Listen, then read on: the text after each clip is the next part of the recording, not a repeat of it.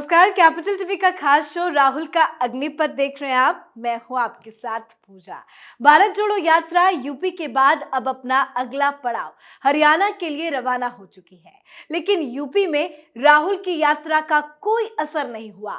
योगी आदित्यनाथ ने राहुल गांधी की सारी हेकड़ी निकाल कर रख दी। राहुल गांधी ने सेना में अग्निवीर भर्ती को लेकर एक ऐसा बयान दे दिया जिस पर जमकर विवाद खड़ा हो गया। जमकर राहुल गांधी की किरकिरी हो रही है। राहुल किस तरह से अफवाह फैला रहे हैं उसका भी पर्दाफाश हो गया है।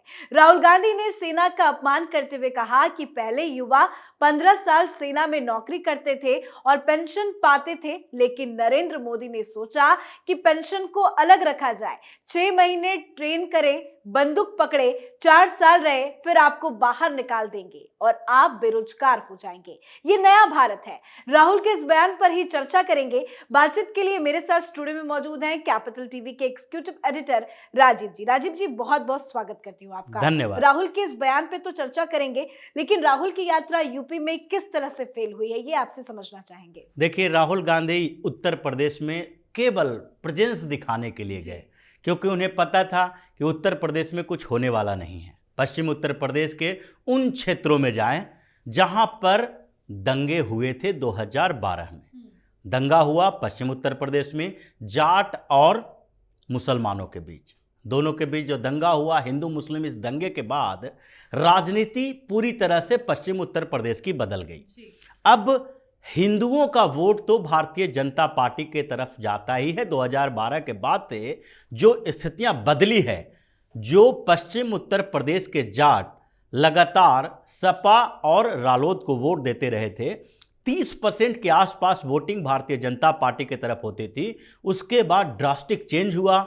2014 में 90% से ज़्यादा जाटों का वोट भारतीय जनता पार्टी के पक्ष में गया। इसके बाद इनमें खलबली मच गई कि अगर हिंदू एकता होगी तो हम मुसलमानों को जोड़कर भी कुछ नहीं कर पाएंगे, जो 2014, 2019 और 2022 के विधानसभा चुनाव में देखने को मिला। मतलब उत्तर प्रदेश में 2014 के बाद से जो भी चुनाव हुए हैं, 14 हो, 17 हो, 19 हो या 22 हो, सारे चुनावों में कांग्रेस धीरे धीरे गर्त में जाती रही और थोड़ा बहुत अपने अस्तित्व की लड़ाई को ऐसे बना के बचा पाए वो थे मायावती और अखिलेश यादव। दोनों ने गठबंधन किया। 2019 में 15 लोकसभा की सीटें जीती, लेकिन उसमें भी अखिलेश यादव का टाटा फिस हो गया। तो ऐसी स्थिति में इनको लग रहा था कि पश्चिम उत्तर प्रदेश में मुसलमानों को एकजुट कर पाए। जोड़ने का काम तो ये जो पूरे हिंदुस्तान में घूम घूम के कर रहे हैं, ये भारत को जोड़ने का नहीं, बल्कि मुसलमानों को कांग्रेस के साथ फिर से जोड़ने का इनका प्रोग्राम है, जो धीरे धीरे हर स्टेट में बिखरती जा रही है। कहीं राजद के साथ, जदयू के साथ, कहीं बसपा के साथ, सपा के साथ। ये मुस्लिम हैं जो अलग अलग खेमे में चले गए, कांग्रेस का साथ छोड़ दिया। उसको जोड़ने के लिए ये कांग्रेस का ये प्रोग्राम रख रहे हैं। लेकिन भारत जोड़ो का मतलब अगर भारत को तोड़ने से है, युवाओं को भड़काने से है, तो राहुल गांधी को ये गलती का एहसास कुछ समय के बाद होगा कि हमने जो बातें कही उसका परिणाम क्या भुगतना पड़ रहा है। उत्तर प्रदेश में अगर इनको यात्रा करनी होती, उत्तर प्रदेश में थोड़ा भी कांग्रेस के लिए इनको लगता कि भरोसा है, तो कम से कम यहां 1 महीने का समय चाहिए था, 2 दिन का समय नहीं चाहिए था। आप कर्नाटक, केरल जैसे राज्यों में 20-20 दिन का समय देते हो, आगे जम्मू कश्मीर में 20 दिन का समय दोगे, 10 से 15 दिन का समय आप दे रहे हो पंजाब जैसे छोटे राज्य में। लेकिन उत्तर प्रदेश में 2 दिन 2.5 दिन का समय देना, एक तरह से माना जा सकता है कि उत्तर प्रदेश में राहुल गांधी पहले से ही फेल हो चुके हैं और अब जो एक सीट बची है उसको भी चुनौती दे दी है योगी आदित्यनाथ की उस चेतावनी ने कि जितना भी जोर लगाना है कांग्रेस के तरफ से राहुल गांधी लगा लें। इस बार कांग्रेस का खाता 2024 में नहीं खुलने वाला है, 2022 में भी नहीं खुला, 24 में भी नहीं खुलने वाला है, क्योंकि कांग्रेस उत्तर प्रदेश से आउट हो गई है और जिन लोगों ने इनको आशीर्वाद दिया, धन्यवाद दिया, वही इनकी कब्र खोद रहे हैं। सपा, बसपा, रालोद ये सब क्षेत्रीय पार्टियां जो है वो एंटी बीजेपी वोट को अपने साथ रख रखी है। ऐसे में कांग्रेस के सामने चुनौती ये नहीं है कि वो भारतीय जनता पार्टी के सपोर्टर को, उनके लोगों को अपने साथ जोड़ सके। कांग्रेस के सामने चुनौती इस बात की है कि एंटी बीजेपी वोट है वो सपा, बसपा या रालोद जैसे छोटी पार्टियों के से खिसक कर कांग्रेस के साथ आए, लेकिन वो तो कर नहीं पाते हैं क्योंकि ये अपनी कमजोरी बार बार प्रदर्शित करते हैं इन लोगों को जोड़ने की कोशिश करके। ये अकेले दम पर कुछ नहीं है। और इस बीच उन्होंने जो मुद्दा उठाया, जिसकी चर्चा हम लोग कर रहे हैं, जिनके बारे में इनको जानकारी ही नहीं है कि ये भारत के नए भारत की जो बात कर रहे हैं, उस नए भारत के रीढ़ की हड्डी बनने वाला है, जिसको भविष्य की प्लानिंग का पता नहीं, जिसको देश हित के बारे में जानकारी नहीं, उससे क्या उम्मीद कर सकते हैं कि वो सेना में इस सबसे बड़े सुधार को राजनीतिक एजेंडा बनाए।